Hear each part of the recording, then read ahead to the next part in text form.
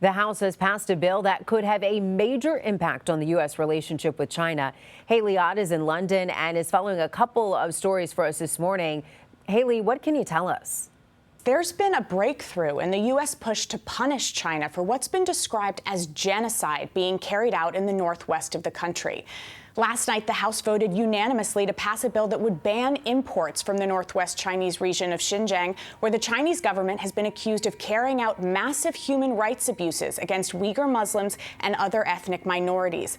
The bill would only permit imports from the region if the U.S. government is able to be sure that products were not made with forced labor. Speaker Nancy Pelosi said the bill would be sent to the Senate for a speedy vote there, and White House Press Secretary Jen Psaki said that President Biden would sign the bill if it's passed into law. Next, here in the UK, travel restrictions on 11 African nations put in place to stop the spread of the Omicron coronavirus variant will be lifted. Last night in Parliament, Britain's health secretary said that the new variant is so widespread in the UK and around the world now that the restrictions, which included an expensive mandatory hotel quarantine, were no longer necessary. The World Health Organization had criticized travel restrictions put in place against a number of African countries after Omicron was first identified in South Africa, saying the move unfairly penalized a region that had quickly shared important public health information with the world.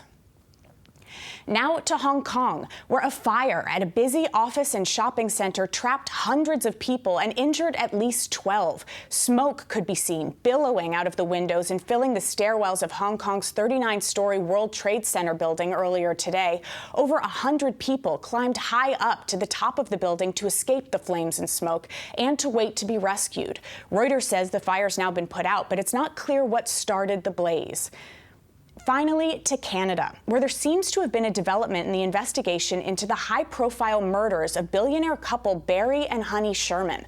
The two were found strangled in their Toronto home in 2017. Since then, the police have conducted hundreds of interviews, received over 1,000 tips, and gotten 41 warrants, but they haven't been able to crack the case. Now, though, the police have released video of someone they say is a suspect in the murders, and they're asking for the public's help to identify them.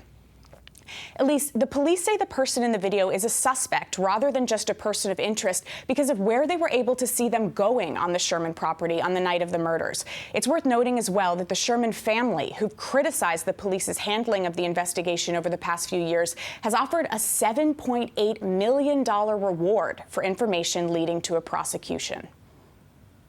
Haley, thank you.